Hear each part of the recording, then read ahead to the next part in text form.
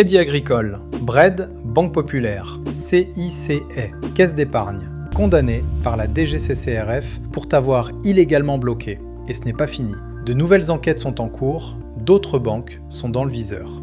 Depuis la loi Lemoine de 2022, tu peux changer d'assurance emprunteur à tout moment, sans frais, sans pénalité. Et ta banque a exactement 10 jours ouvrés pour répondre. En octobre 2025, 4 banques condamnées, près d'1 million d'euros d'amende, avec obligation de publier la sanction sur leur propre site internet. C'est une première en France. Mais les enquêtes de la DGCCRF couvrant la période 2022 à 2025 ne sont pas terminées. La DGCCRF l'a confirmé officiellement. Et voici le chiffre de 2026 qui résume tout, 54%.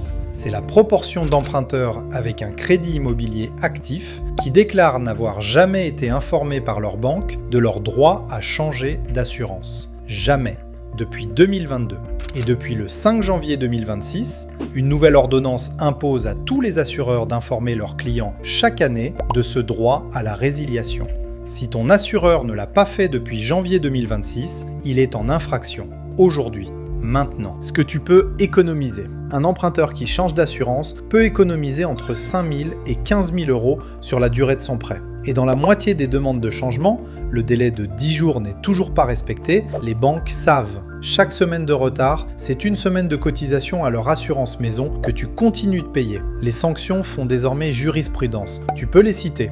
Et elles sont consultables sur le site de la DGCCRF. Ce que tu fais.